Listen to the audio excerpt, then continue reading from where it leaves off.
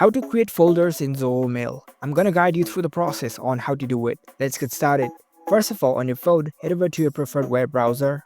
On your browser, navigate to the Zoho Mail website. After you're in the website, make sure to log into your account first. Once you are logged in, you will see this kind of web interface. Now, in order to create a folders, you need to go to the settings. If you cannot see the settings option, you can turn on the desktop site mode from your browser. Once you do that, in the top right corner over here, you can see the settings icon, tap on it. Now scroll down and here you can see the folders option, tap on it. Once you're in the folders space, in order to create a new folder, here you can see a create a folder option, tap on it. You can provide the folder name.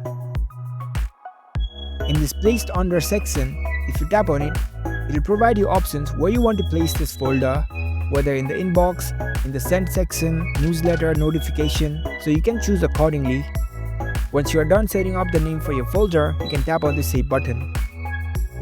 And there you go, the new folder has been successfully created. So that's how you can easily create folders in Zoho Mail. If you found this video helpful, don't forget to give this video a thumbs up and subscribe to our channel for more tech tips. Thank you for watching.